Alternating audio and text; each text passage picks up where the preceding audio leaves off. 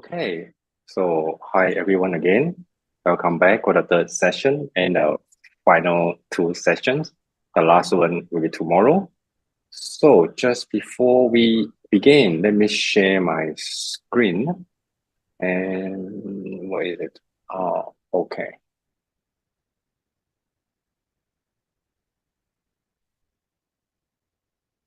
All right, can you see it clearly? Okay, let's join our palms together and let's recite together. Homage to the Blessed One, the Arahant, the perfectly enlightened one.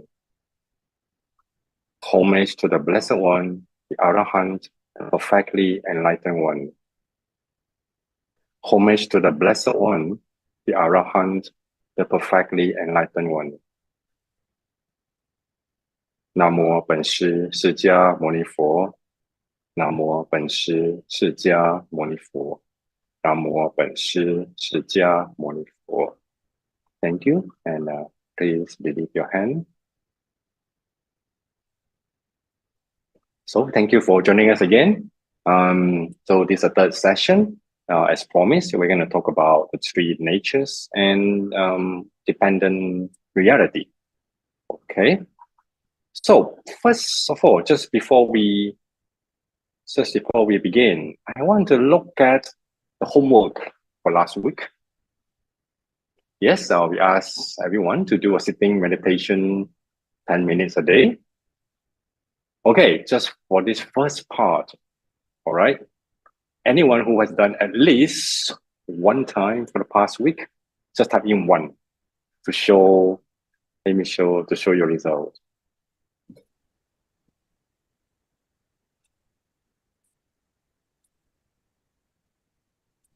All right.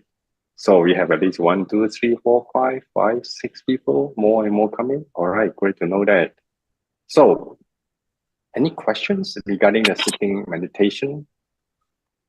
Like when you are using your breathing, or when you are doing, because last week we were practicing how to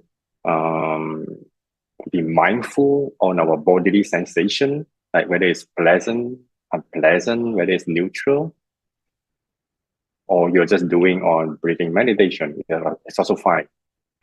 The breathing meditation is actually the very core and basic practice. No matter how advanced we are in a meditation practice, either you're a beginner or you are like almost, go to the highest level in samadhi, we are still using the breathing meditation. So please let us know, or let me know if you have any questions regarding any difficulties.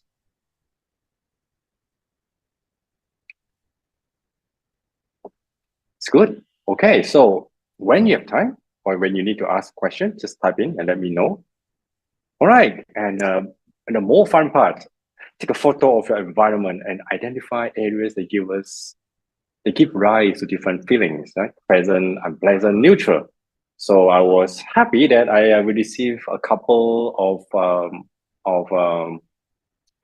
homework from some of our participants. So let's look at them. Which one first? Okay, I think this is from Louis, right? Louis, you want to share a bit of thoughts about this photo? Yeah, sorry, I don't have time to do the table, so I just type it out in the chat. Okay. That's why I just screenshot the whole thing. I know that is how it works. Yeah, okay. This is my meditation room. So I meditate in this room every day, and I do my homework in this room as well. So the Buddha's image as well as the Buddha statue will give me a kind of like calm and peaceful. And when I look at them, I'm ready to do my meditation, my homework. Okay, so there's a green color, yeah. And the carpet and the meditation cushion is kind of like, it's comfortable. So it gives me a very good feeling. And the only red part I think is the window, because there'll be people passing by outside. So on and off, you'll see people walking. You'll hear people walking past, and then some people talking and things like that. So these are the noises where you will get distracted. And also when I look at the soft toy on my sofa, I will tend to like just go and sit down on the sofa for a while and then hug my yeah. So Yeah, isn't that the green? Why is it red? That is distraction because I'm supposed to be doing my homework on the cushion. See, that is interesting. So you know that you enjoy it, but somehow there's a voice on the other side of the brain that tells you, no, no, no. Yeah. Yeah. Yes. Work harder on meditation. Yes. Okay. Yeah, great. So yeah, I really like that. You have a very comfortable and really roomy meditation room. So there's a separate room just for your practice. Yes, it's a separate Oh, room that for is my practice. that's very nice. I think for me, everything there would be great for me. I would really love that. And then on this side of the room is actually a small table whereby when I do my homework, I will sit there.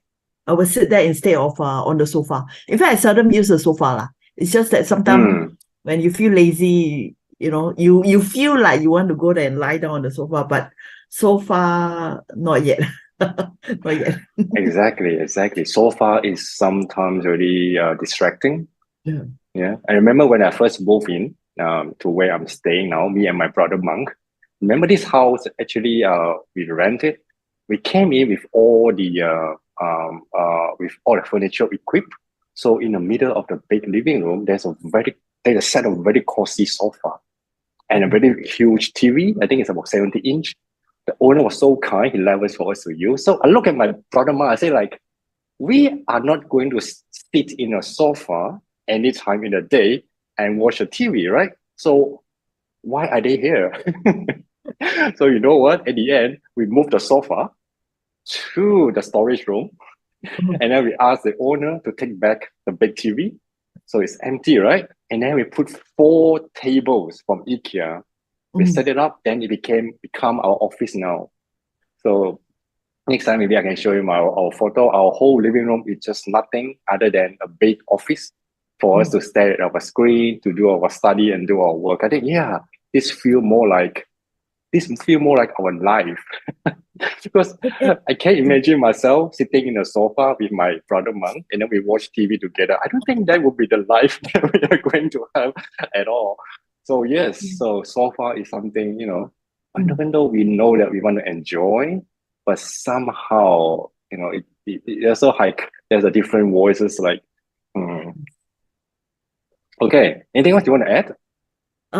Actually, the Buddha's image on both sides of the wall, it actually helped. It actually helped and stopped me from actually lying down on the sofa. Yes, I realized that yes, it really stopped me from lying down because you cannot put your feet on either side. Exactly. Very smart way of doing it. Yeah, very smart way. Okay, thanks, Luis, for your sharing. Okay, let's look at the second one. I forgot which one this is from. Is it from? Okay, are you online? It's from me. Yes, Sharon? It's from me, Venerable. Yeah. Okay, come on, share with us why they are green and why they're red. Okay, this is a picture of my school. And over here, this is where we have our recess time, where we have our break. So you see the green areas is the furniture where we can sit and watch the fountain and the fish swimming while keeping an eye on the students. And then for the blue portion, that area is actually the staff room. So it's a very clinical thing, getting work done, meetings, serious stuff. And then for the red part, that's the part where it's going up the stairs to my classroom on level 4. Actually, it's not really red because it's good exercise when you climb up. But when you're climbing up and down 6 times a day, that's when it becomes red because it's very tiring. Yeah. I can imagine, yes. Is it true? Is it the school where you're working? Oh, yes. Yeah. It's a picture of my school. I always have this question in my mind. Like, I remember in my primary and secondary school, we have 5 floors. I think we never install the elevator in a school compound. I wonder if it's the same for all schools. No, in this school, there's the elevator. So there are times when I'm really tired, so you send the students up by the stairs and I'll take the lift. You take the lift and you send your students by the stairs. That's or very when they have smart. gone home, then I'll take the leave. Okay. I Yeah, think but this is that's really a school in Singapore, yes. But it's a bit different because this is a school for special needs students. So it's built in a special manner. I think like elevator is something necessary because we need to take care of people with all kind of physical physical situation. So some people are not able to climb a stair, then they might become something quite necessary. Yeah. Okay, so red because you climb the stairs, staff room, there's a place to work. Okay, I can imagine. Sometimes can be a source of happiness. Sometimes could be a source of stress too. So excellent.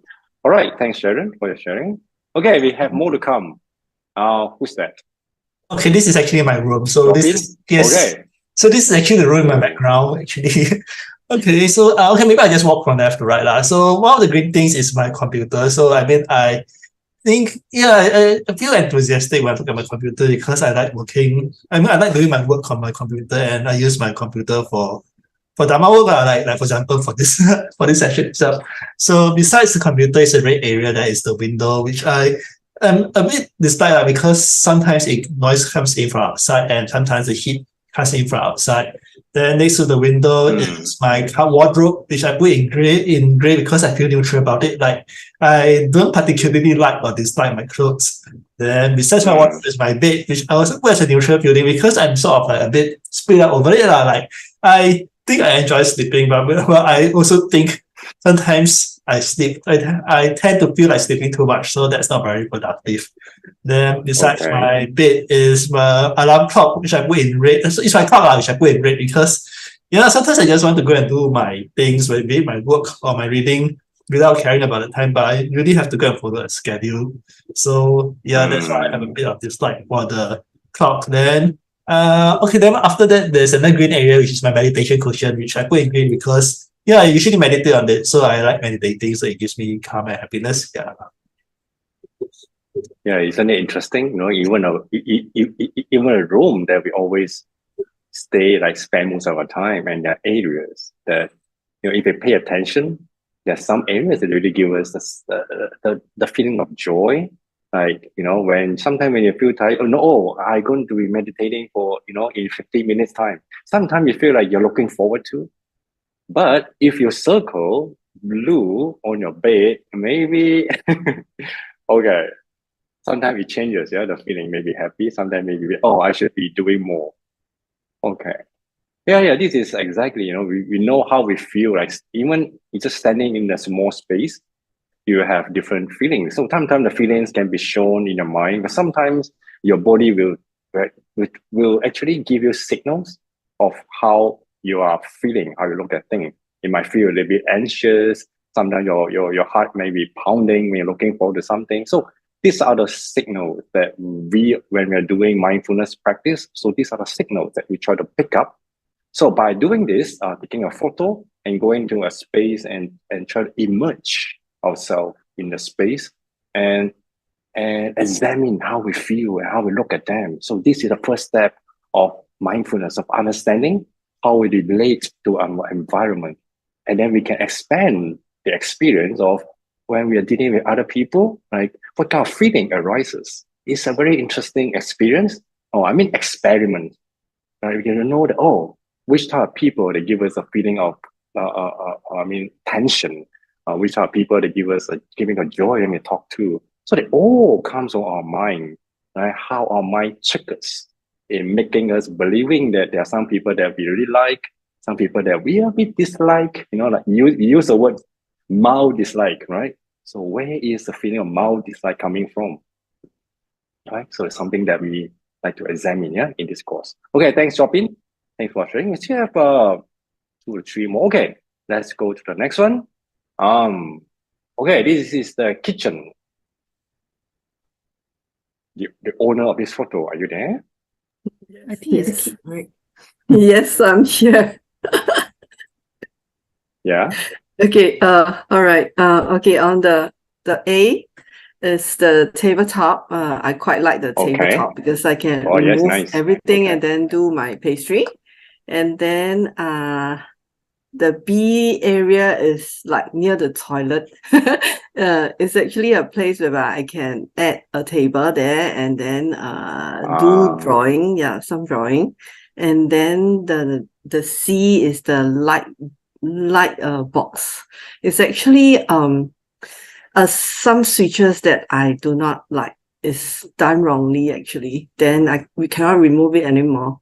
So my husband did a light box for me so that I can use it as a tracing light for my drawing.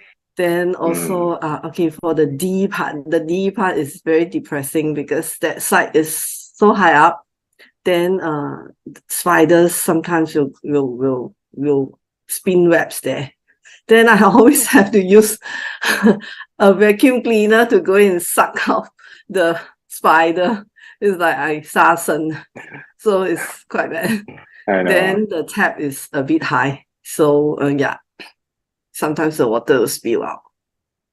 Yeah, that's all. The rest are neutral.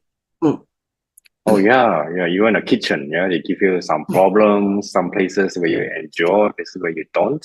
Actually, I had the same problem with the sink and the pipe. We just got it sorted out. We just got sorted out. What we did was we changed a whole set of the pipe. We just changed it. Ours is like the water splash everywhere, and actually it wets the countertop all the time until part of it has become so moist that I think it's somehow broken. So we decided we need to change the tap at the end. Yeah, I mean, now me and my brother Monk, like just before yesterday, none of us like to go near the sink and do the dishes. We're like, every time we done the dishes, we have so much like this. We have so many things to wipe dry, and now it's fine. Okay, at least I am enjoying the kind of convenience after I changing it. So, yeah, where does the feeling come from again, right? You say that one part of it is the box is wrongly installed and things like that. So, what are you going to do, right? Are we going to just every time we look at it and we feel the same the kind of resentful feeling, or are we going to be angry at it, or what can we do, right? So there's something that we have to think about even in a small kitchen like this. Okay, thanks Kit for your sharing. I have another. Okay, let's do the next one. This is, I think, what building is it? Leaves ground present. Okay. Calling for the owner. Are you there?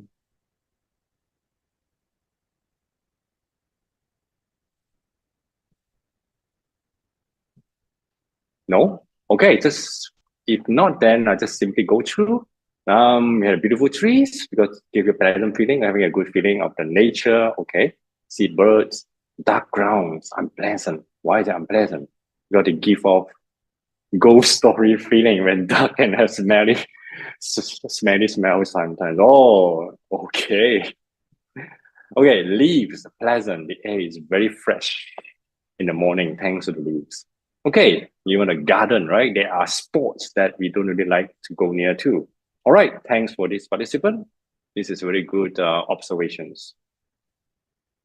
Okay, this one I really broke into laughter when I became a good laugh when I saw this. Yep. This one, we woke up like 5 a.m. and right up to Upper Pierce. So I always go there to catch sunrise.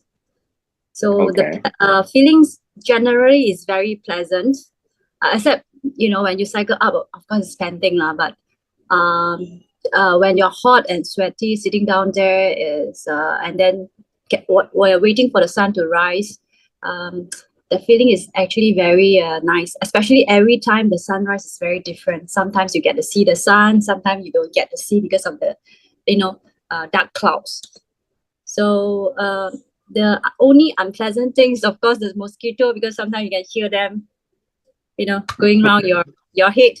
So especially now the dengue has been Yeah. so. But of course, we spray this what you call the insect repellent.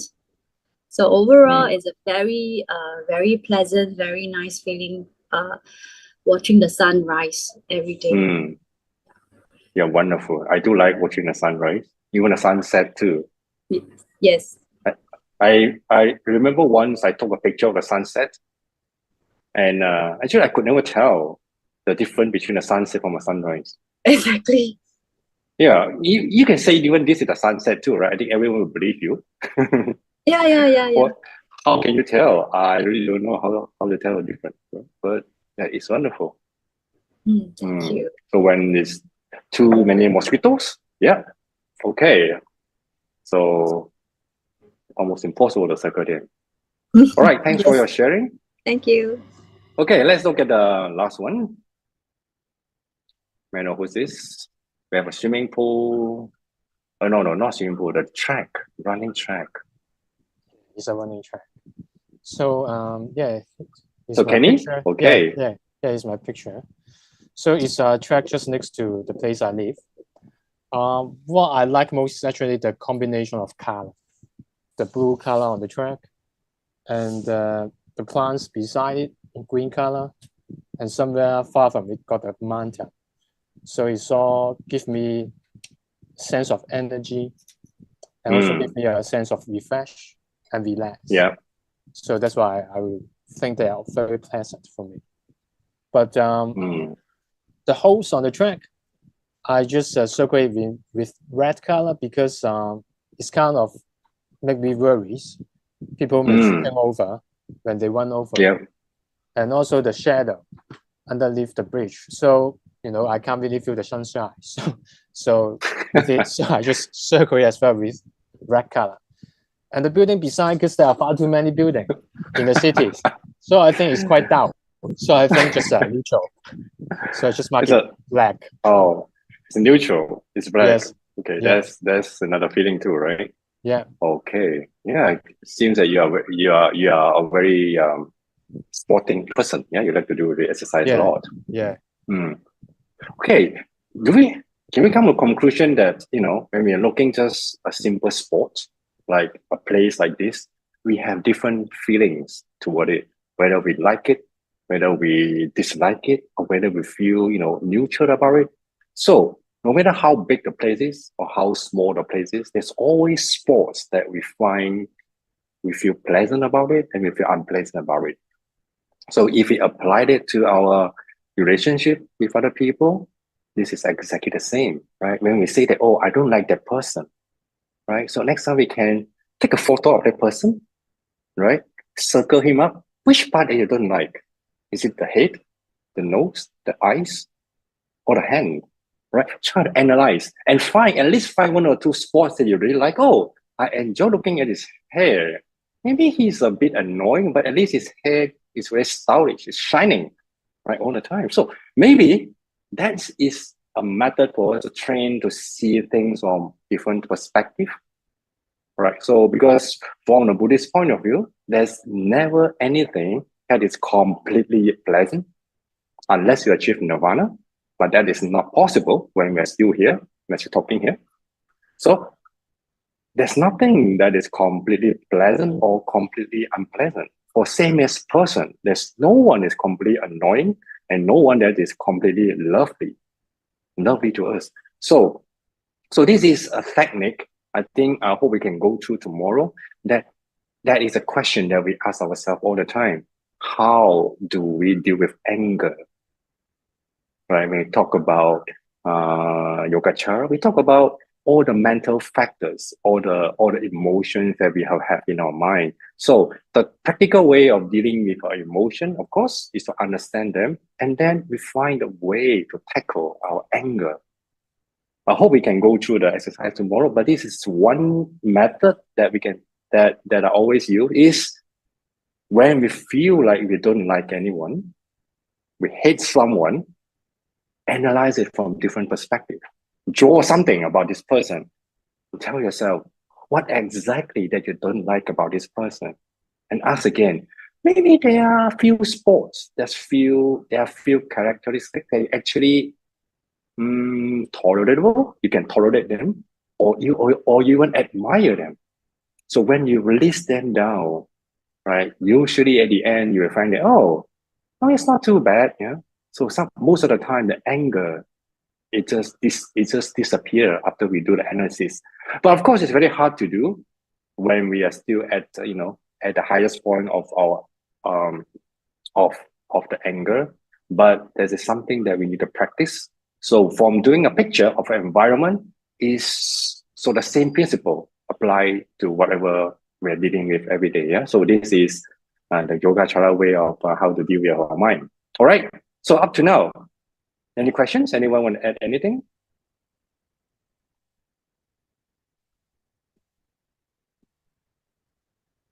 All right. Let's do a very quick refresh of what we have been talking about. We talk about the central principle of Yogācāra, right? We talk about mind only. In Chinese, we call it 唯识. So when someone asks you, okay, you have been to the course for 4 weeks, and you talk about Yogācāra, you talk about mind only. So what is Yogācāra?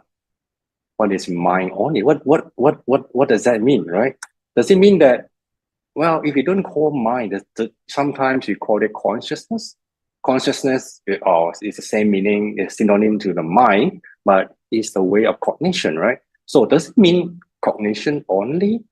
Does it mean that everything that we experience outside our mind is unreal and only the mind is real? Is it really the definition of consciousness only?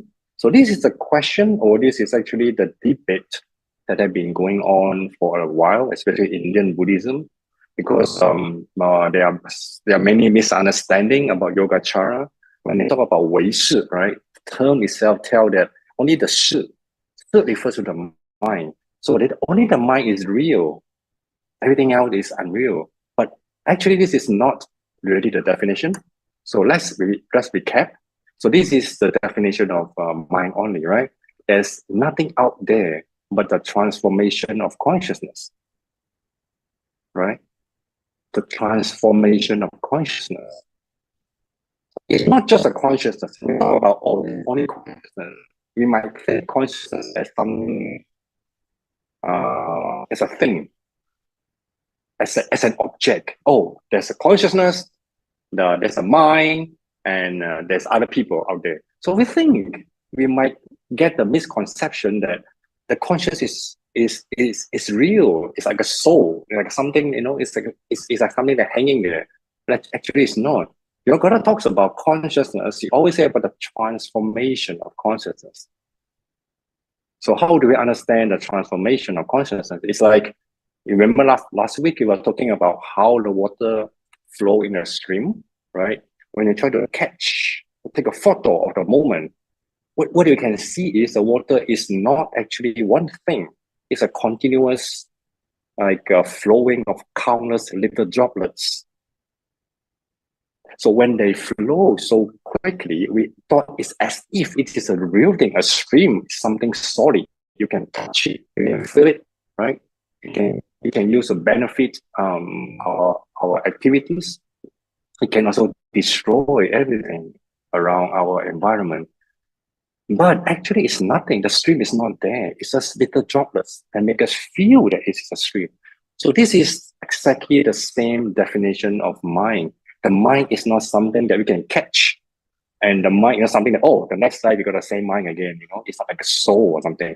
It's a transformation. I remember, the most inner part of our unconscious mind is a seed, right? The seed transform into our experiment, and then transform to our cognition, and then from there we understand things.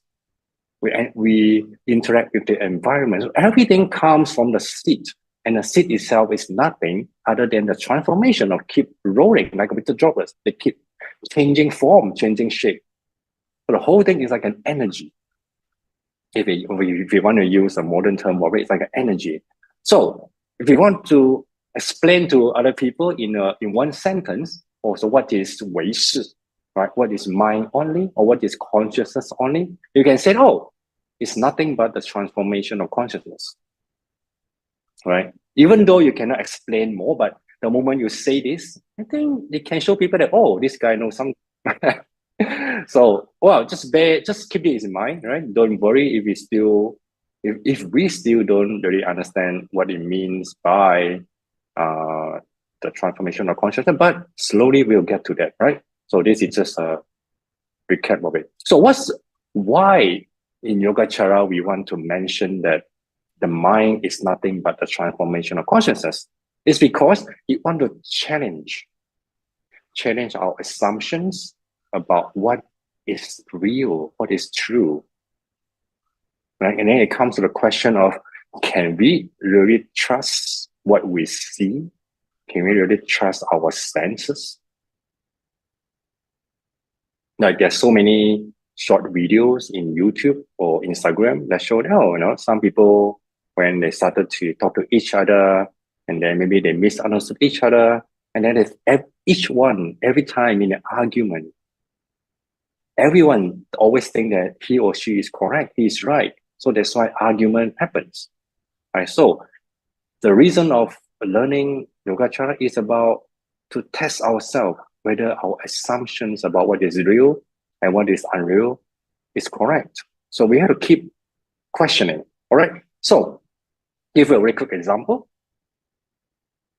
Look at this photo. What do you see in the first place? All right. Can you type in the chat box? What do you see first in the chat box? I think there are only 2 answers, or maybe 3 answers. All right. Okay. We have cat. We have mouse. Okay. Anyone else? Cat and mouse? Rabbit. Oh, rabbit. Interesting. Okay. See small mouse in a black cat. Well, you're smart.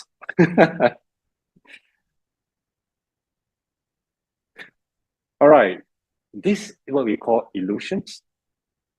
Illusions.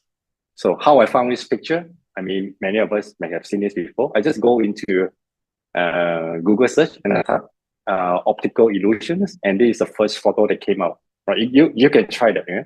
And accordingly, this is a very famous optical illusions because it depends on what we see.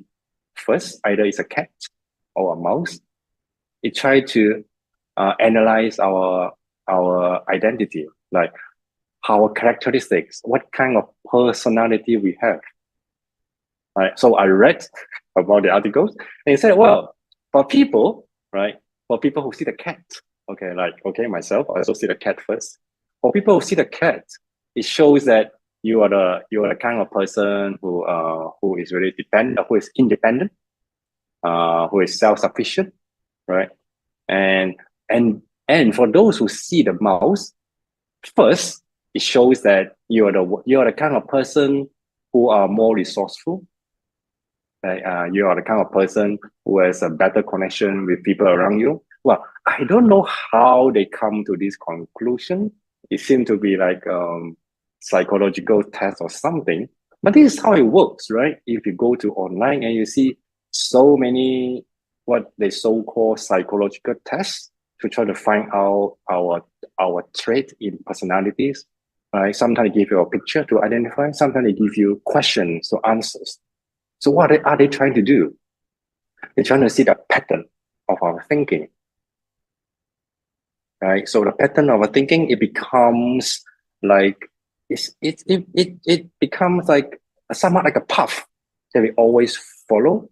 If we have the same, let's say we have a certain characteristic, it forms like a pathway, and that pathway it becomes so concrete that we always follow the same path, no matter what we are doing. So this form our personalities. So this is the explanation coming from the psychoanalysis, right? So they say, oh, everything you see, everything, even some even analyze dreams. They say, oh, what you see in dreams, it might tell you something about yourself, your future, and your past.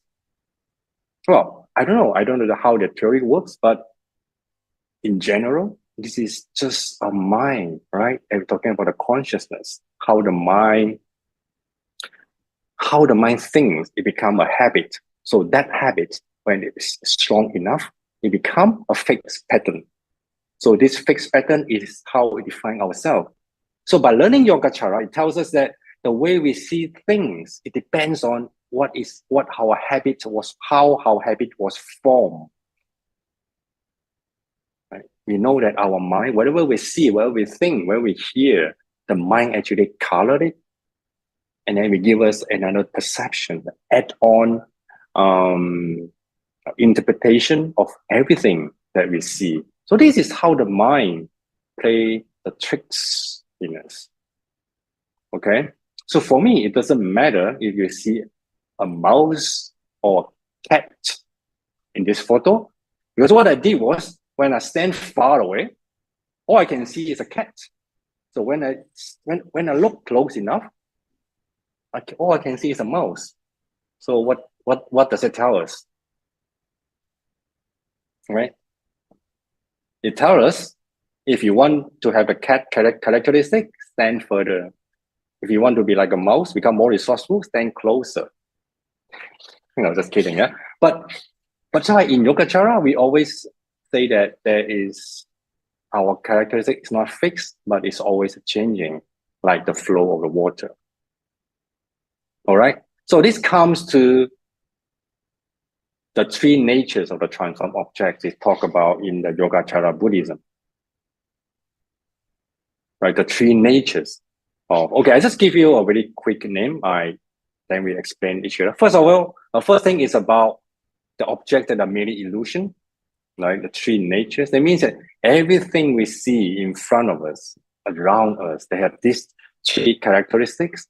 The first thing is, what we see can be illusion. Right? Objects are merely illusion. And another aspect of it, the objects that derive from the true appearance end up falsely perceived.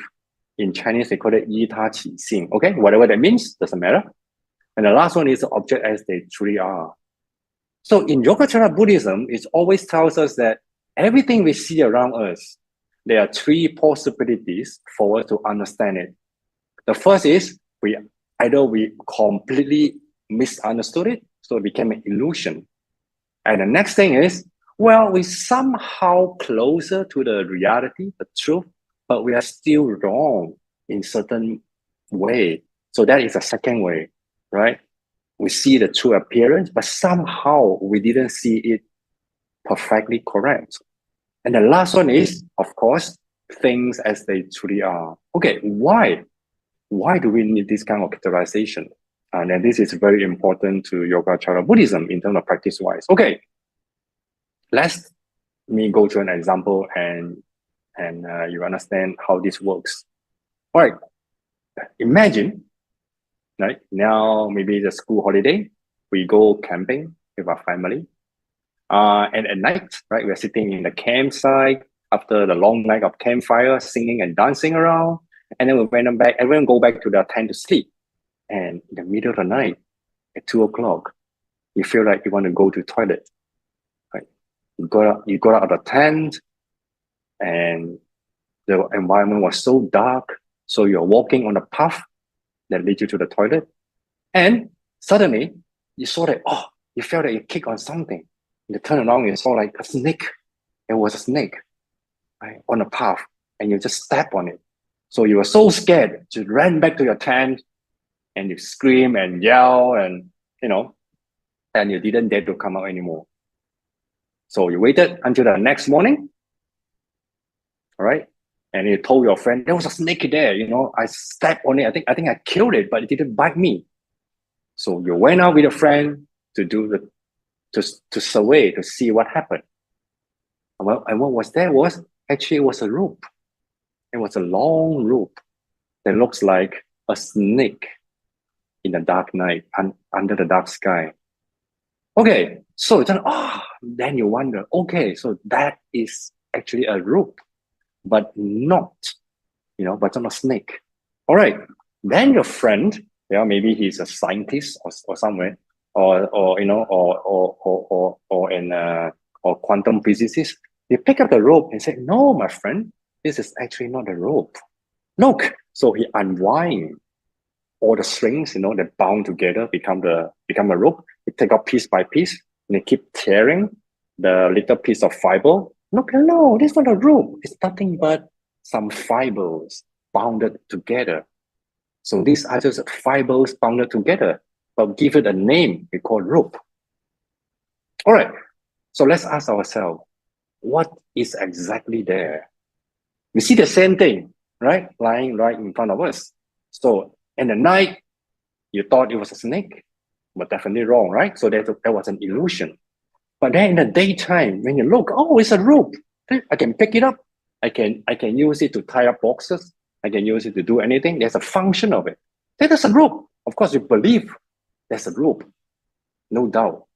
But when your friend try to analyze and tear up piece by piece, so where's the rope? There's nothing but fibers. Fiber is not a rope.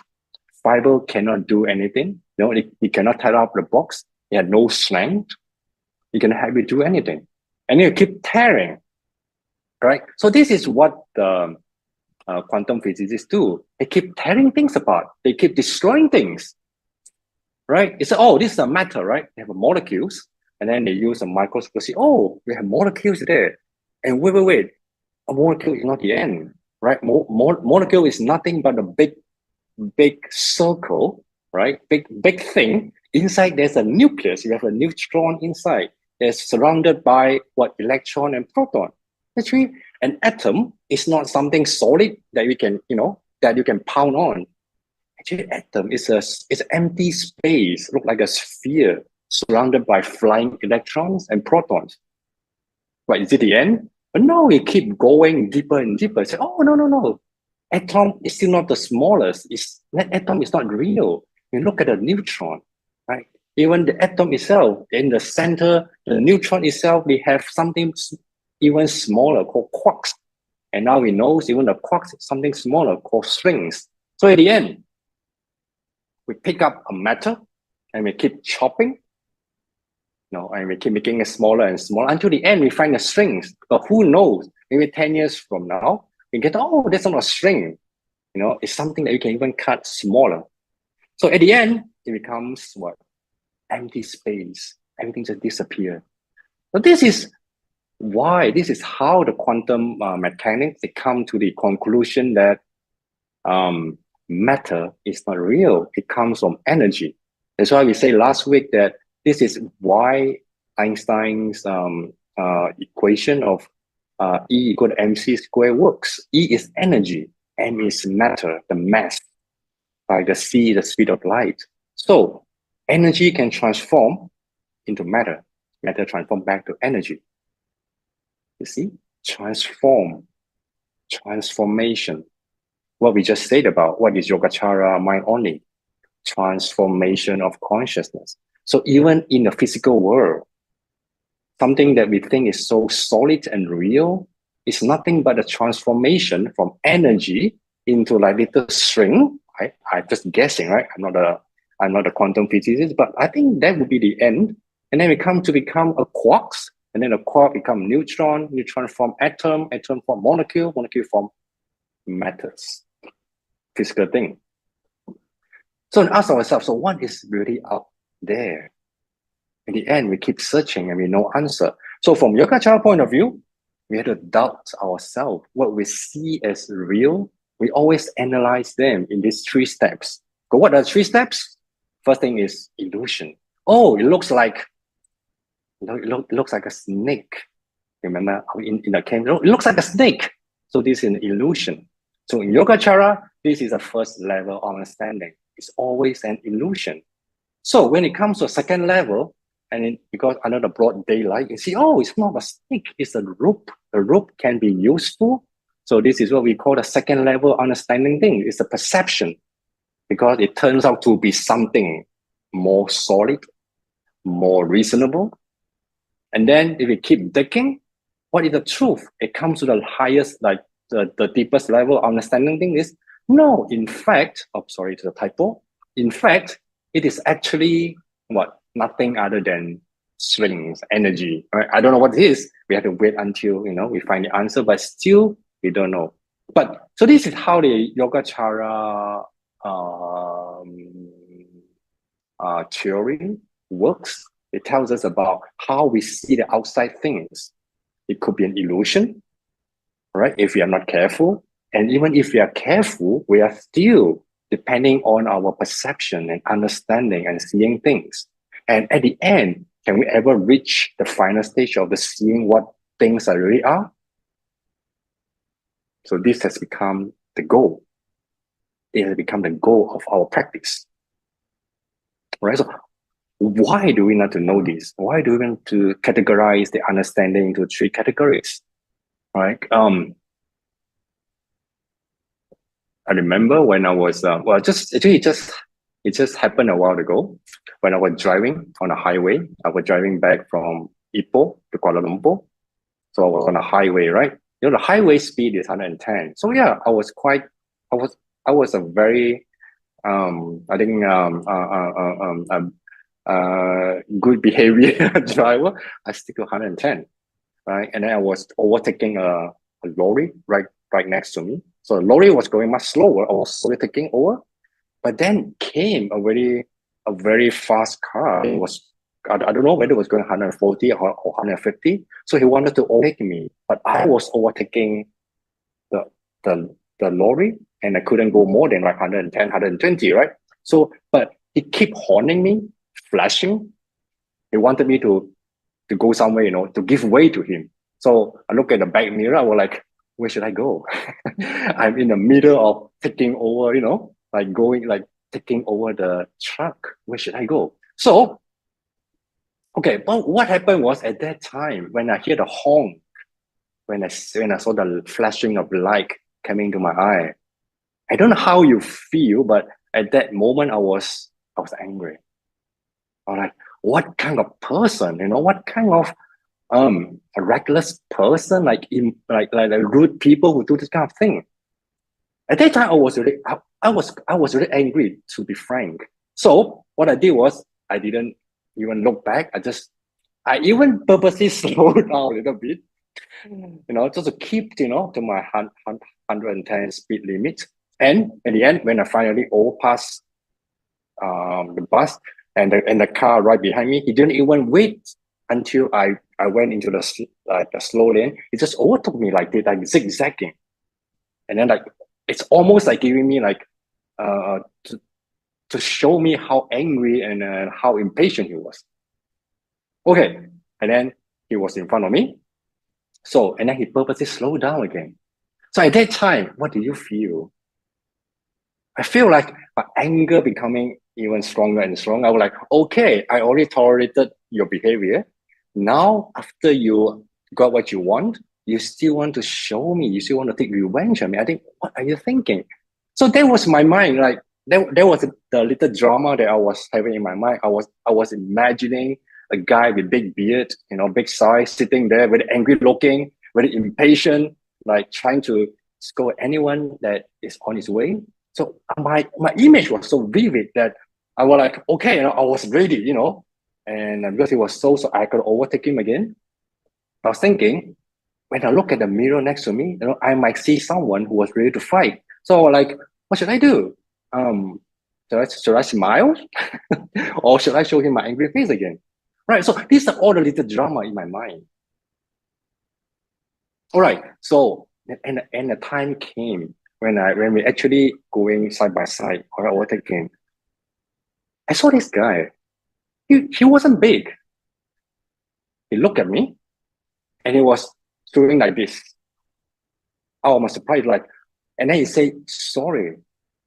I was like shocked. What are you doing? No. And then I so waved my hand and then he drove away very nicely.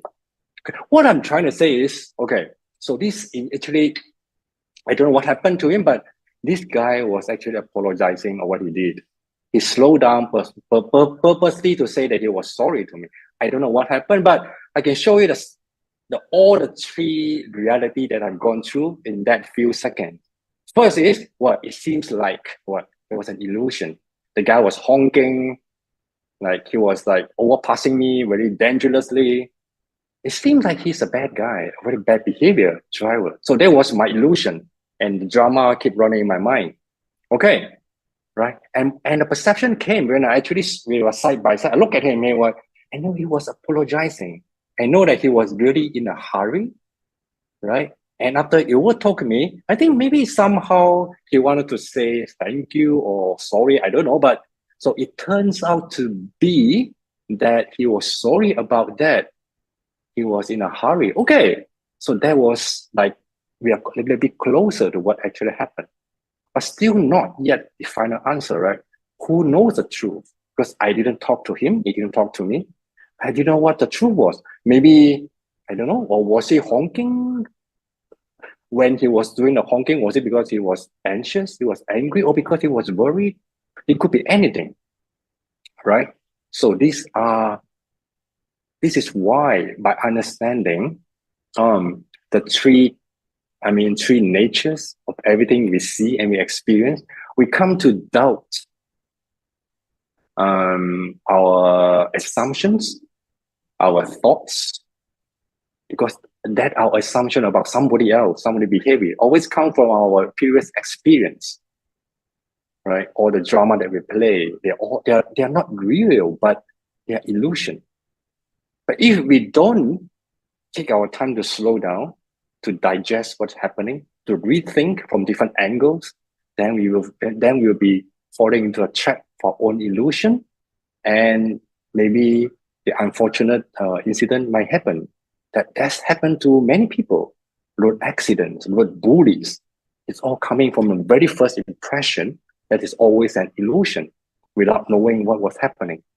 But even our perception about that, oh, what guy was saying sorry, then even that, actually that's still not the final answer, right? Maybe I was wrong. Then think about, oh, maybe I was blocking the road. Maybe the speed limit for 110 is just for people like me. Maybe for other people, it could go maybe faster. I don't know, right? So we start to doubt ourselves, right? In the end, we think that, oh, so what lesson did I learn? I learned that it was a waste of time for me to get angry. A person like, when you're driving a highway and people like honking you or doing a reckless driving. So for me, getting angry becomes a waste of time that destroy our peaceful moment at that point. Or to be frank, my anger stayed with me for at least half an hour. Even after that, I was still like, how could people be rude? How could people be as rude as that? But that takes me a while to digest what happened and to be calm again and enjoy the scenery again. So there's a hard lesson I learned, but it was true.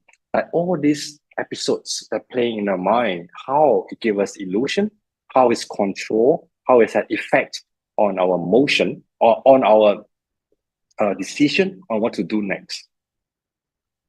Right. So the lesson is, try not to act too fast. Always wait. Right. So this is also a technique being used by psychotherapy.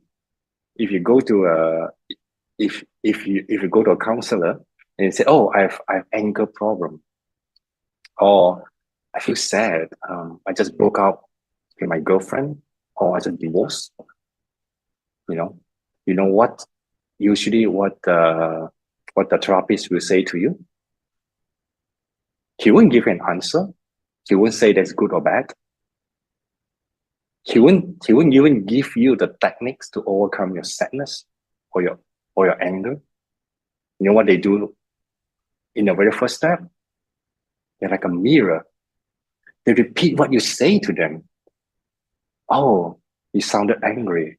Oh, I know you're sad. Oh, he repeat whatever you just told him for at least half an hour. Trust me. And that costs you about what? 200 ringgit, right? Okay, what I'm saying is, this is a technique that has the psychological principle behind it. It's because, as I just said, when we are able to see ourselves in a mirror, all these three natures of reality become a reflection. Right? We see our illusion, we see our perception. Hopefully, we can see the truth at the end. But by speaking out, to a mirror that has the ability to reflect to us what we just said by hearing what we just said from the third person perspective. This actually gives us the way. This is actually a method of healing. Why is it healing? It's because it makes us reflect on the three principles of the nature, whether it's an illusion, whether it's just our perception. We always come to the conclusion by ourselves. If somebody is able to be a mirror to reflect our conversation, our thoughts, our emotions. So it works this way.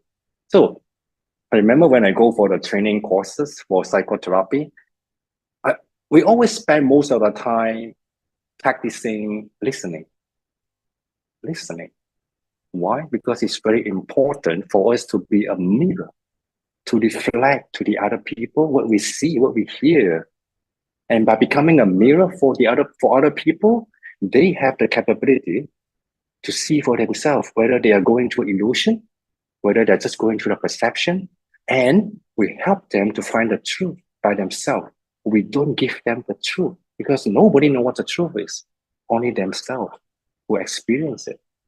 So that's why, I mean, like the three natures of the Yogācāra is actually used so widely in psychotherapy nowadays. Okay, so now you know the tricks, right? Next time you want to go to psychotherapy, you try to notice like how much time is used by the therapist to reflect on what you said.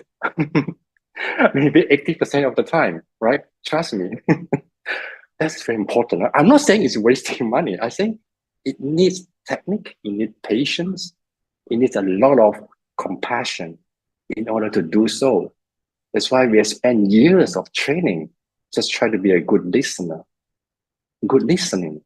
It needs technique, it needs compassion, it needs love, it needs to be able to empathize with other people.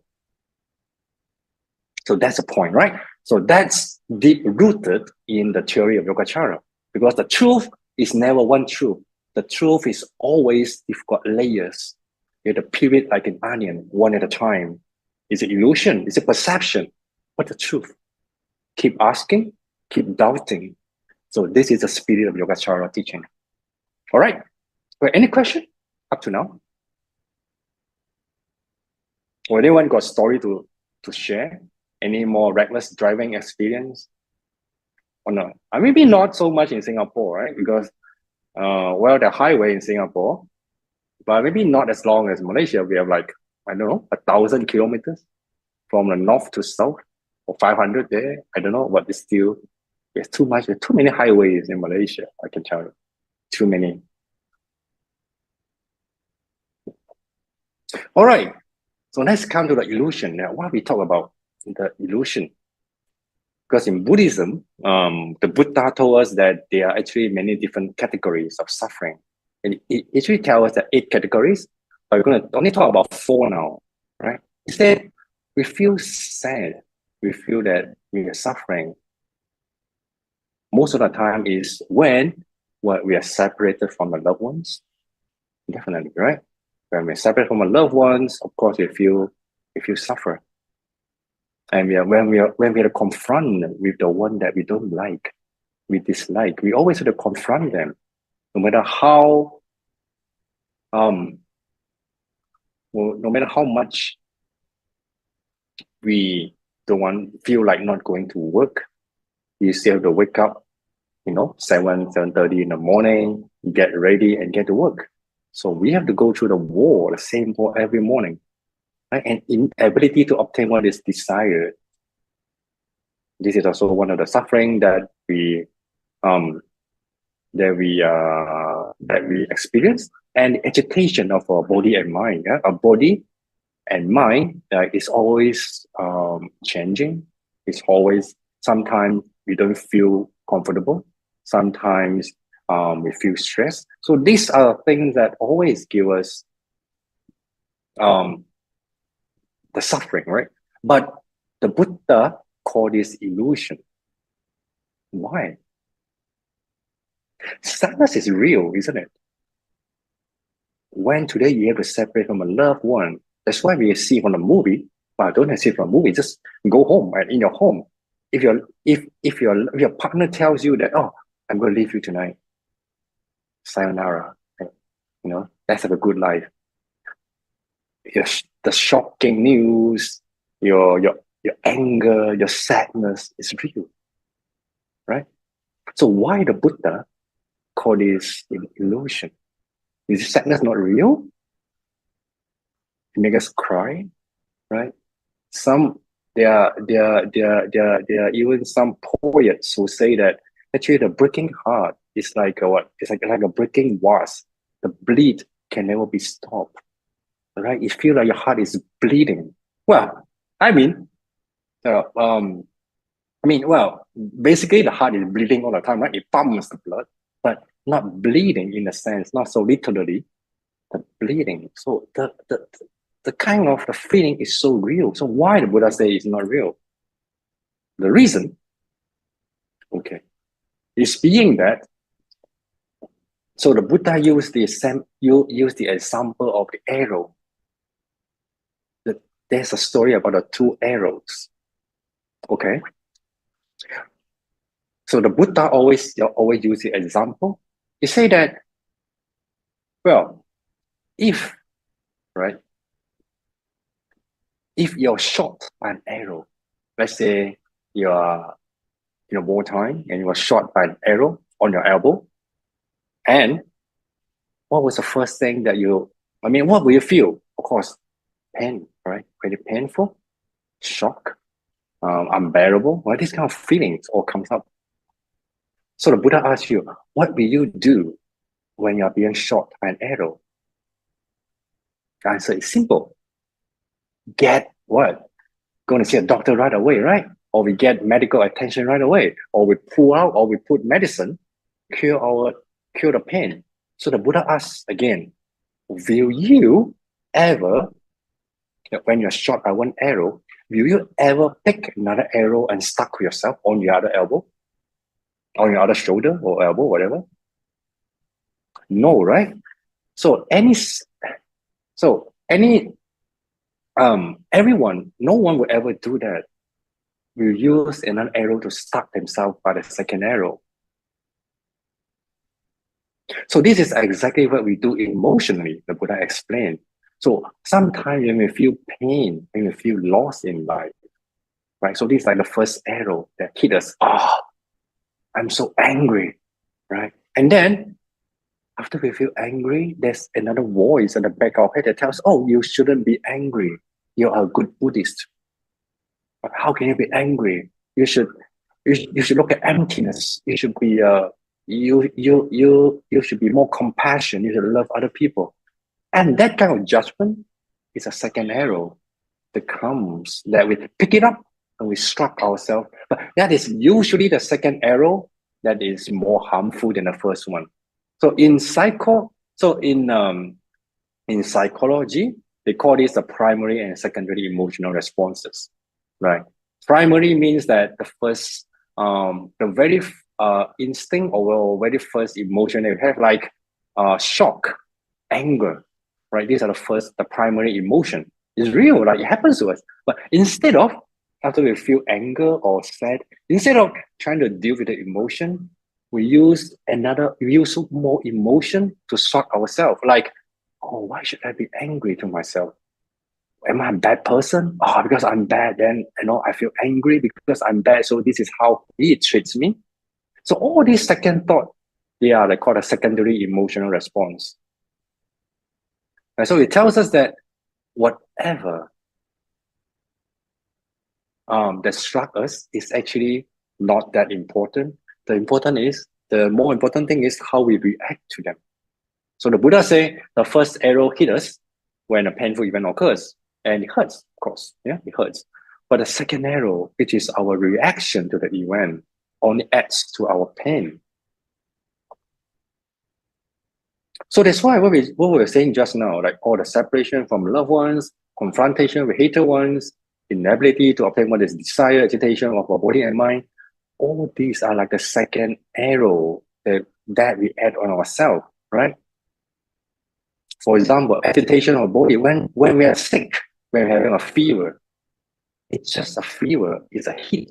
Like your body become warm, right? You feel a little bit dizziness. All right, that is a sickness of the body. But when you're under so much pressure, you say you have to give a talk at night to 30 over people about Yogācāra thinking, and you feel like, oh, you're having a fever and you're sweating. So that kind of pressure, that kind of like, oh, why should I go to it? I shouldn't have gone out last night to the mama, until I got infected, by the virus. I shouldn't have done this, shouldn't have done that. So all these judgmental thoughts, they add up, on the bodily agitation and make us feel worse. So this is a second arrow. So the Buddha said, these are always the illusion to us. This is always illusion, right? So think about something. So what other thing that, fear usually runs on illusion. Think about one creature that you're afraid most. Think of it. Have you got nothing that you are not fear of? Yeah. I remember the most disgusting creature that I'm still thinking it now, for me, is cockroach. I don't know how many people agree with me, but for me, it's cockroach, right? I'm scared of cockroach. I don't know why. But I do have a friend who doesn't have this feeling at all. Like, he could reach his hand very gently, just put on top of the cockroach and slowly, get it outside. Every time I saw one, he would do this, and he can even hold it gently in his hand and play with it. I was like, oh my goodness, stay away, don't even come near me. Why? The same thing. So at one time, he taught me, look at this, you learn Yogācāra. Tell me, what is your fear? Where does it come from? Like, I don't know. It's just so disgusting. You're like, no, look at this. He got like the tail, he got wings, he got 6 legs, he got a very muscular body, like the 6-pack. It's beautiful. I mean, it's nice. What is disgusting about it? Ask me. Well, I try to analyze, I try to take a photo of it, and I hardly look at it. I look at it and draw circles. Okay, which part that I dislike most? I try my best to analyze. At the end, I gave up. I don't think it works for me. I still don't like cockroach now, right? Cockroach nowadays. Okay, so that tells us knowing is one thing, right? Be able to do it is another thing. Of course, I'm not telling you that it's undoable. We have to try, right? But for me, cockroach is something that's out of my limit. I'm going to try something else, but not a cockroach anymore. I couldn't. I'm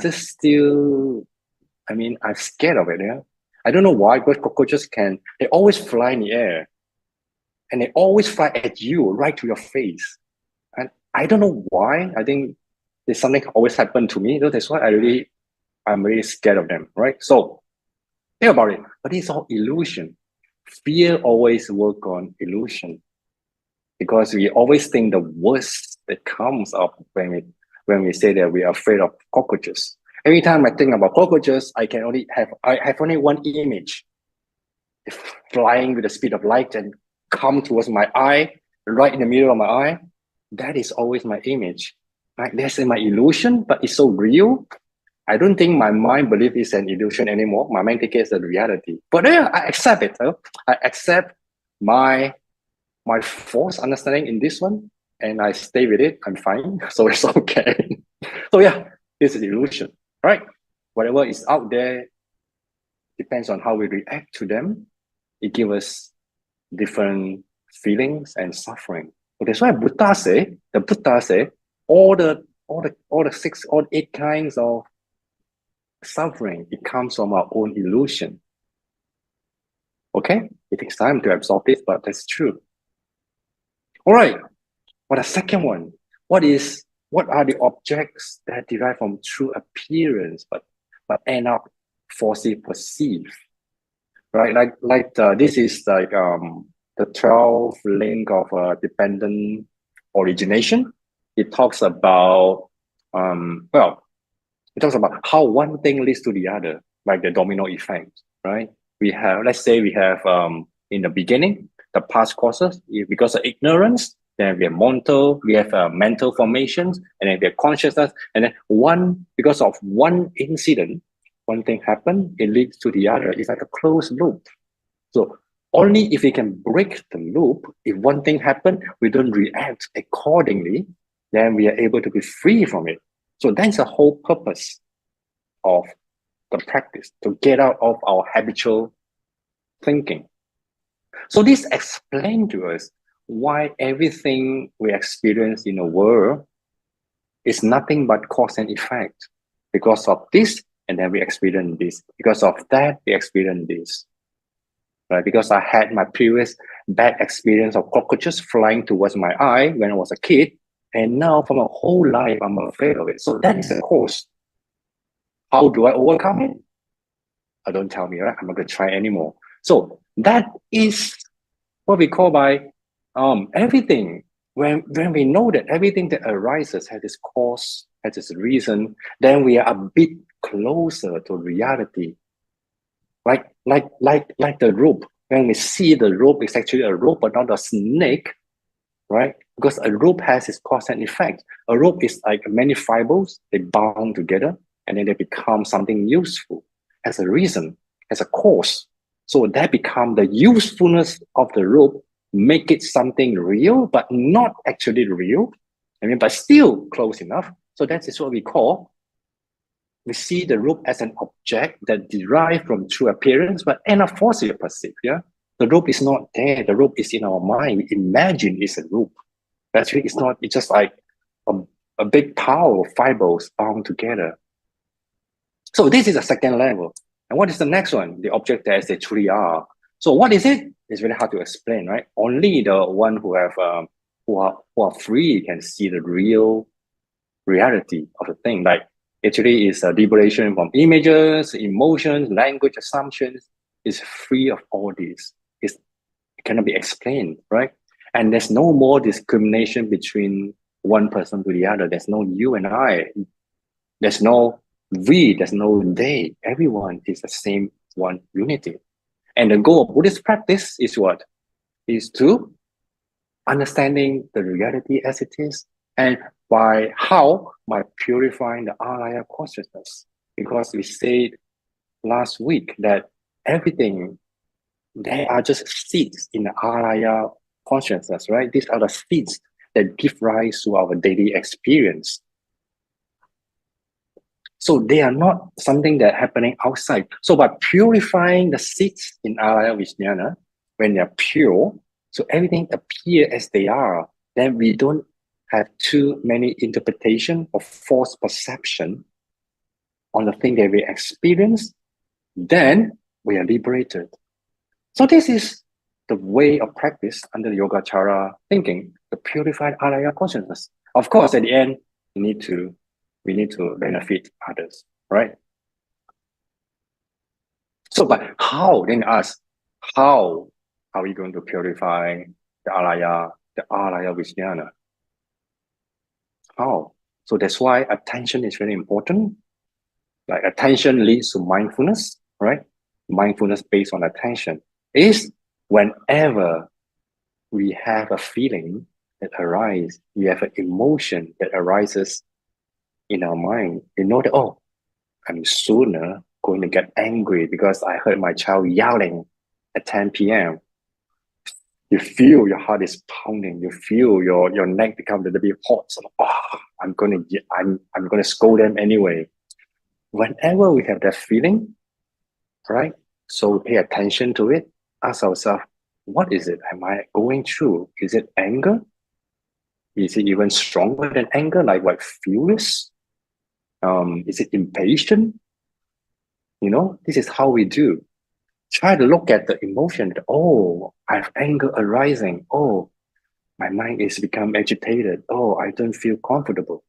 So paying attention to it is the first way that we do. That's why we want to learn mindfulness practice and learn how to pay attention to what is important. So before we do anything that we're going to regret.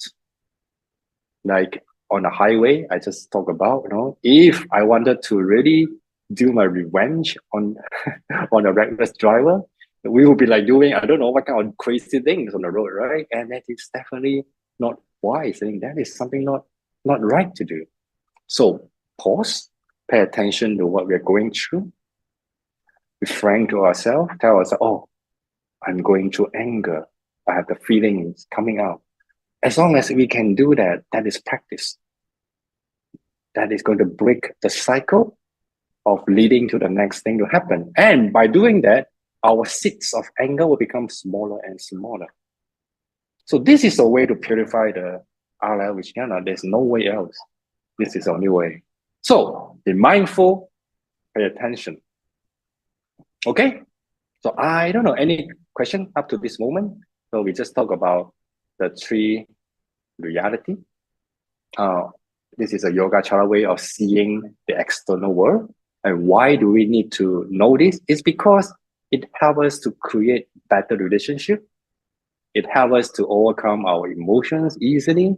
Well, I mean, easier. I won't say easily. Yeah? It's never easy, but a little bit easier. It gives us a method to deal with our mind and how we experience everything around us. We can give ourselves an option to see things a little bit different than before. Okay, so this is why we need to know the three natures and how to use them, right? But okay, now let's go and actually do it.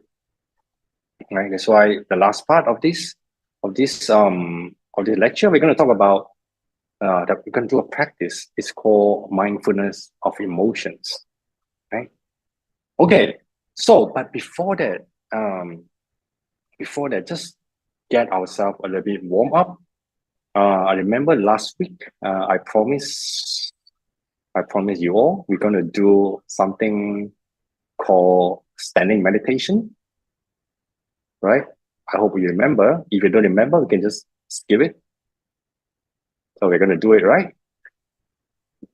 So this is what I'm going to do. Standing meditation. From this very lovely illustration from a Japanese website, and it really explains what it is. Okay, put in a simple way, right? There are few things that actually is very similar to sitting meditation, being mindful and pay attention, right? Okay, before we stand up and do it, let me just really go through it quickly. Right, there are few things that we have to consider. First, when you're standing, keep the head upright, gaze forward at a 45-degree downward. And of course, relax the shoulders, right? Put it on the side. Keep the waist straight and relax. Not too much, don't force ourselves to go forward, but relax. And this is very important. The fourth one is very important.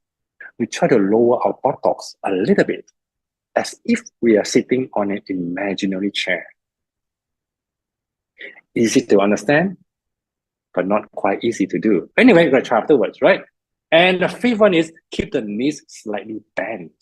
Don't lock your knee like that, like stand like that, very tight, but loose it, like bend a little bit. That's the way. And then do not like puff out the chest, like, I want to show myself to be very energetic. So you want to pop my chest like that. No, don't have to, but it's still natural. As long as we keep our back straight, the chest, we can just relax our shoulders, and this will be natural. And slightly engage your abdominal muscles inward, slightly tuck in your tummy a little bit. Don't let it come out too much. Right? And when standing, the 2 feet, you are imagining your 2 feet are like the tree roots that's going down, like growing downwards into the ground, deep into the ground. So you don't actually force your feet to be stable on the. You're imagining your feet is like the root of a tree that's growing downwards. All right, enough of theory. Let's do it. All right. Want to stand up. I try to stand, as far as I could so you can see me. Right, now we want to do standing meditation. First, we can open up our feet, right? It's about the same width with our shoulder. Like you don't like close your feet like this, or you don't like open up like doing a yoga, no. But standing like as far as your shoulder, almost like same width. That is a more stable position. All right. So when standing, so keep your head upright, like gaze forward 45 degrees.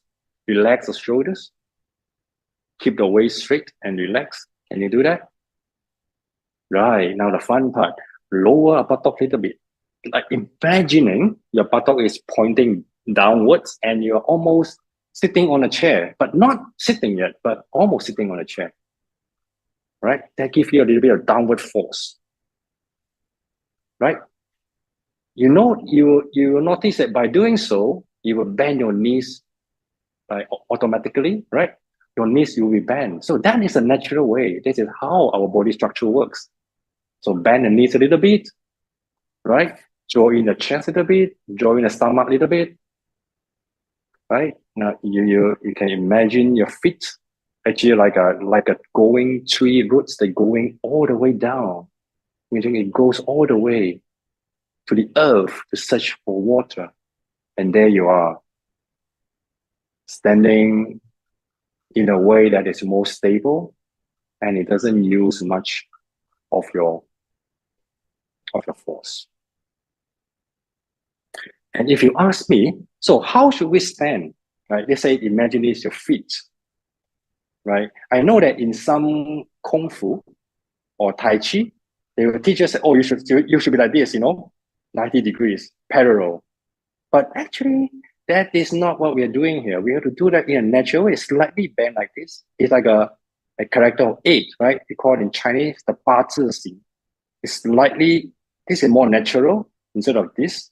So when people are training for Qigong, then they're doing this, right? But now we are not. We are doing standing meditation. So this is the way you bend it a bit, like natural, so they become a shape of a V shape. This is more natural in standing.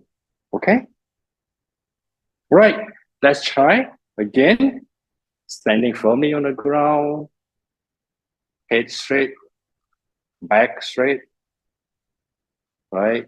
Your buttock sits slightly on an imaginary chair. Bend your knees slightly. And of course, if you are in an MRT or something, your hand is still holding, So yeah, this is how we can be standing in the MRT when you're waiting, when you're in a transit to work or in a bus standing. So this is how we can practice. Stand very firmly. You can even close your eyes slightly.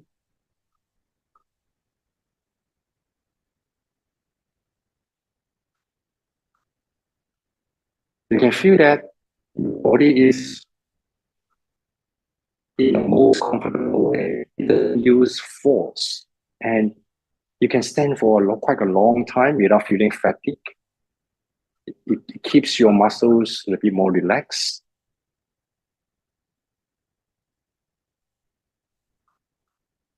So what should we be thinking here? So when we know our body is stable, our posture is stable, you can come back to our breathing.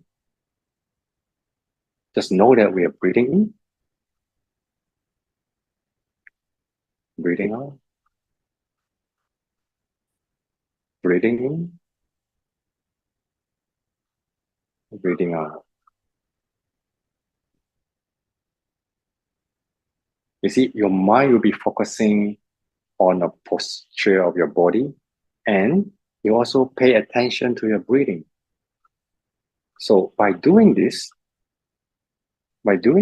from now on, there will be no more wasting time when we are riding in MRT or in a bus, or even when we are waiting in a long queue, buying for the latest, buying for the latest, most delicious bread that came out in the morning. I know Singaporean like to queue up, to buy something really nice. When I was in Singapore, I was so long queue. So I think people enjoying.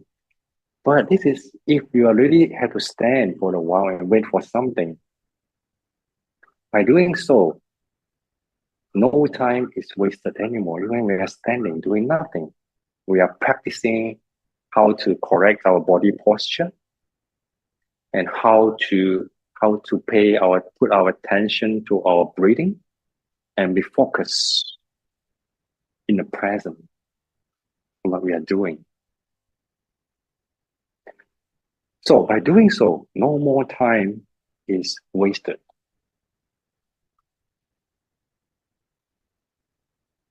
Okay?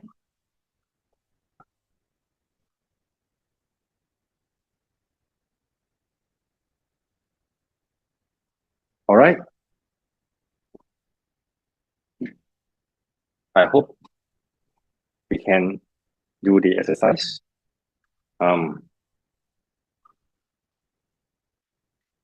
Okay. Let's move on. All right, we talk about emotions.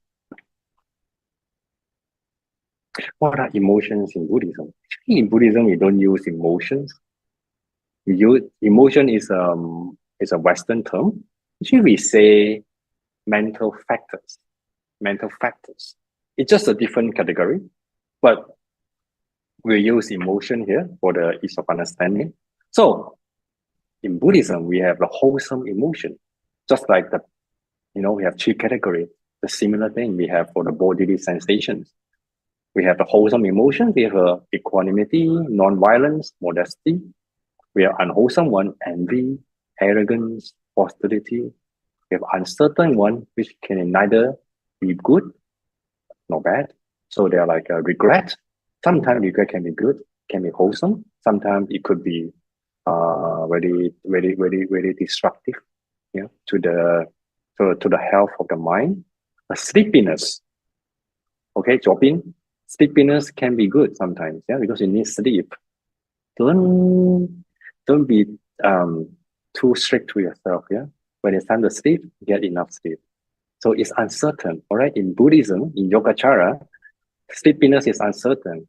It's not unhealthy. It's not an unwholesome thing. It could be either. And doubt can be good. Like if you have questions, remember, if I doubt whether it's an illusion or is something that is real, many times doubt gives us the way to learn the actual truth. So the same thing in the Western psychology, that we have basic emotion like happiness, which is good, wholesome. Sadness, anger, fear, disgust, and unwholesome one. And surprise, it could be uncertain. Like surprise at good things, surprise at unwholesome things. Okay, these are the categories of emotions. The principle is we have to identify them. You know why afterwards. Why did I identify them? Name them. Identify them. Learn the name. Right, the first thing, learn the name. How? I give you a very beautiful periodic table of human emotions. What is wonderful, right? I really love this. You have love on the left corner, right? Empathy, serenity, compassion, gratitude, admiration. This belongs to love. And then we have what? And we have the yellow color, joy, satisfaction, enthusiasm, euphoria. Euphoria is more like, crazily happy, I think. Like it's like a crazy joy or something. Surprise, ecstasy, optimism, happiness. And then we move the way to red, right? We have like a bad mood. We have the fire on it. We have resentment, frustration, jealousy. If you look at the terms, either in English, either in Mandarin, in any language, each of the description of emotions are different, right? Resentment is different from frustration, and frustration is definitely different from jealousy. And jealousy is not the same as envy and arrogance, right? We have to learn how to name them. Why? Why? Because in doing the meditation practice, learning how to use the term can make us identify what we're going through. Remember, we want to do mindfulness practice is to pay attention. But when we are paying attention to emotions, we have to be able to name them. Yeah, if you cannot name them, you cannot pin down what is going through in your mind. Then what's the point of paying attention? But paying attention means that you look at it, you know what it is, you know they're different from like the emotion I just said just now, and now I'm experiencing this. So being able to name it is the first step in doing the mindfulness of emotion. Right? So these are really basic concept that okay, let's do a very quick exercise. Yeah, I have a few questions just to learn our practice our vocabulary. Okay, now you're a parent who has found your 9-year-old child looking at the child. You say, what do you think you're doing? Okay, at that point, how are you feeling when you say that? Can you just quickly cut down like any kind of emotion that you might have? Yeah, randomly, like any angry, furious, what else? Shock. Yeah. Worried. Excellent. You see, irritation. You see, shocked. Curious. Oh, wonderful. Why are you smoking? What brand is it? Yeah, I wonder. Is it marijuana? Ah, I'm just kidding. Yeah. Yeah. Curious. How could my son do it? Right. Puzzled. Where did he get it? It's expensive, I know. Why did he got it? Right, these kind of questions. You see, everyone has different emotions under the same situation. But the thing is, be able to name it, right? You name it, and to say it very clearly. What are you going through? Okay, next one. Your husband and wife and your partner just told you that you're the most wonderful person in the world. How are you feeling at the moment when you hear that? You're the most beautiful person, a wonderful person in the world. How does that feel to you? Nothing. Okay, I really feel nothing. Happy. And it's on top of the world, right? This is a very interesting description. Valued, loved. See, these are all feelings. It could be stronger, happy, doubtful. You see, doubt is something. It could be good. It could be bad. Yeah, it depends on how you look at it. All right. Okay, let's 感恩. All right. Be grateful, full of energy. Exactly. So this is how we're going to differentiate our feeling. Even it's slightly different, try to use the most accurate description to do that. All right, maybe another one. Okay, write down what you feel.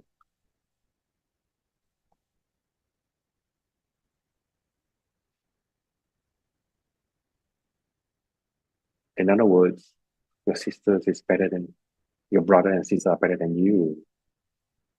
How are you feeling? Upset. Yeah, of course. Disappointed, sad, misunderstood, either care or worried.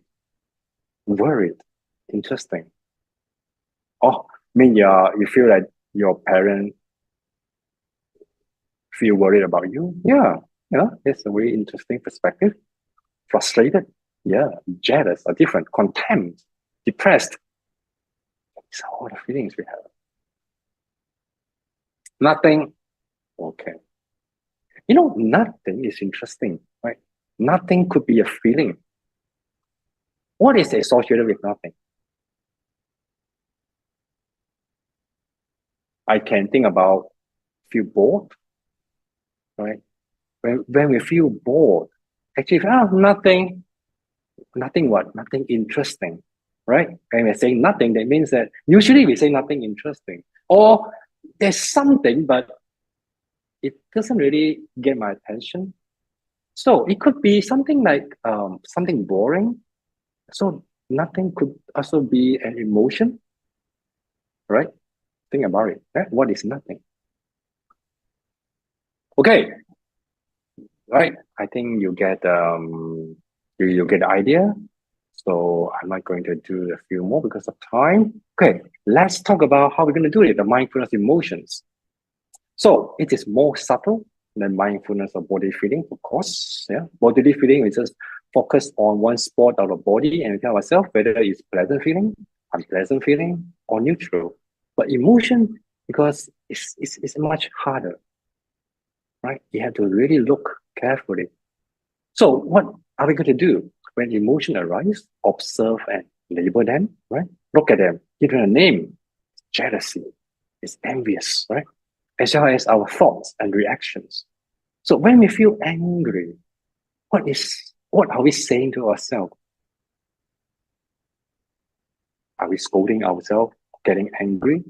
Or are we feeling pity to ourselves by getting angry?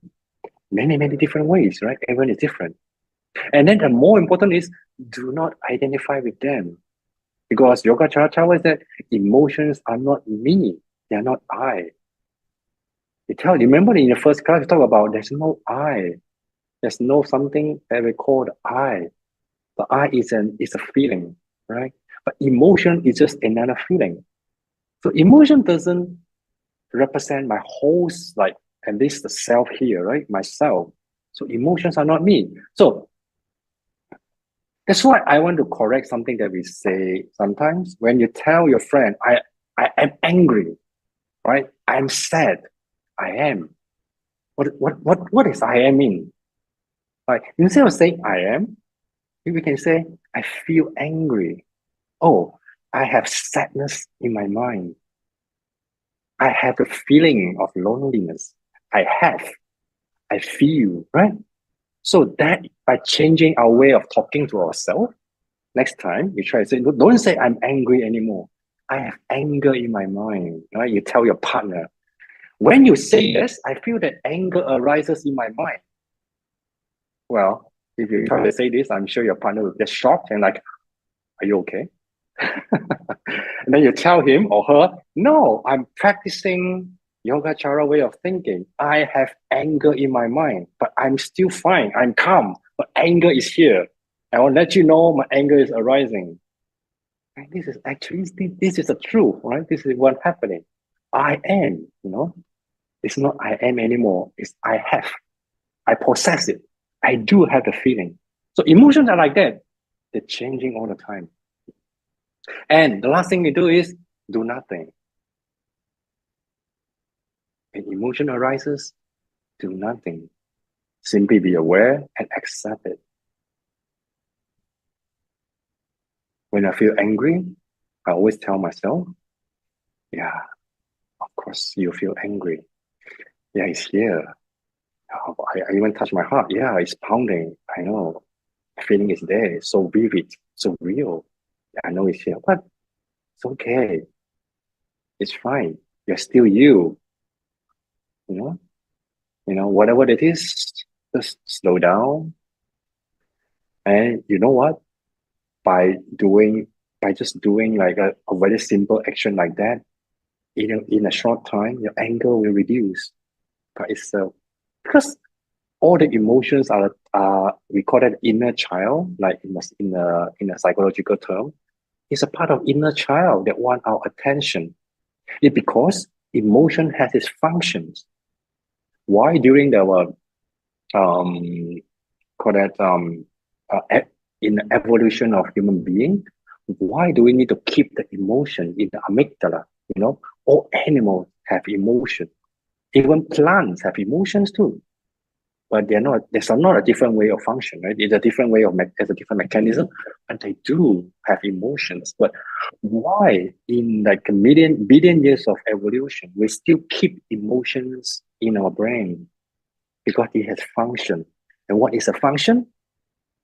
Is to warn us about dangers outside. So by thinking in this way, whenever I feel angry or you feel sad, tell yourself, oh, this is a signal coming from my brain.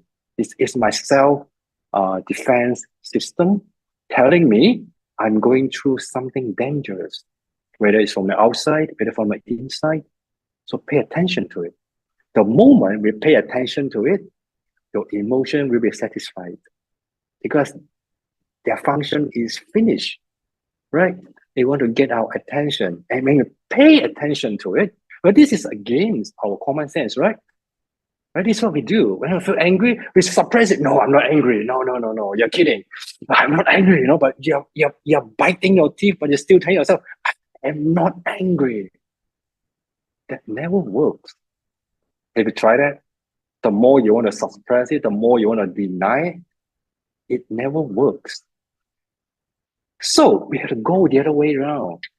Tell yourself, oh, it's here. Oh, yeah. Oh, welcome, man. I haven't seen you for a long time. Yeah, good friend. Thanks for telling me. Anger. Thank you for coming back. Yeah, I see you there. Yeah, I see you. Okay, yeah, let's talk. Pat it a little bit. Let's talk. What is it? And why? And what should we do? Have a discussion. So this is a little inner child inside ourselves. So this is what mindfulness of emotion is about, right? Okay, enough for the theory part. Any question? Venerable, there's one question in the chat, but it's already 9:13. Okay. Would you want to answer it tomorrow? Yeah. Yeah. So Yeah, so maybe we keep the question and you answer it question tomorrow. for tomorrow. Yeah. Okay. Okay. So this is the today we are just going to do the practice on standing meditation, and I give you the briefing on mindfulness of emotions. So tomorrow we are going into the practice of mindfulness of emotion. Okay, and also keep your questions. I'm coming back. I will be coming back for that. So if you have questions now, before you forget, you can type in a chat box and I will keep a copy of it. Any other question about emotions? I can stay here for a few more minutes. Don't worry, tomorrow is the last session. We can have more discussions. We can talk, we can chat. You can yell at me and I try to practice my patience and we see how it goes. And I'll tell myself it's okay, don't get angry. Okay, type your questions there. I want to apologize because I need to leave a little bit early today instead of until 9:30. So I'm going to keep the actual practice of mindfulness of emotions to tomorrow's session. Yeah. All right, type your questions and I will look at them.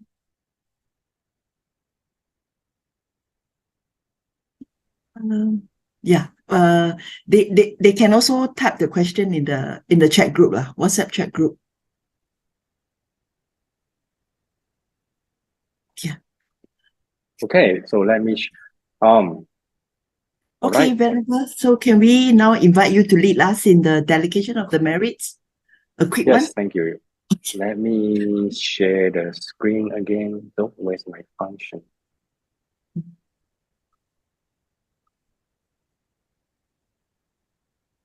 think I just lost that. Let me check.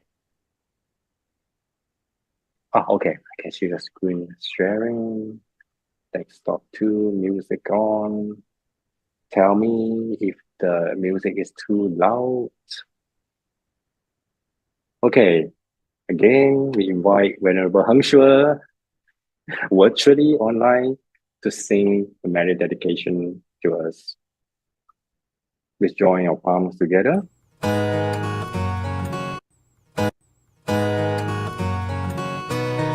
Is it loud enough?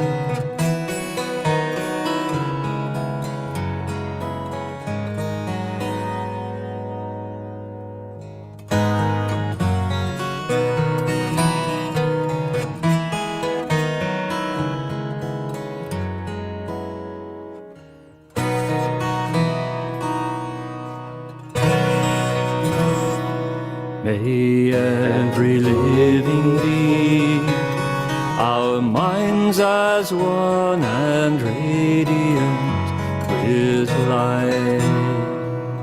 Share the fruits of peace with hearts of goodness, luminous and bright. If people hear and see how hands and hearts can find in giving unity, lead their minds away to great compassion, wisdom, and to joy.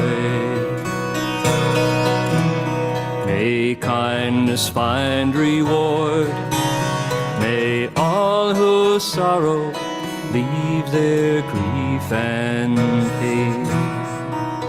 May this boundless light break the darkness of their endless night. Because our hearts are one, this world of pain turns into paradise. May all become compassionate and wise. May all become compassionate and wise.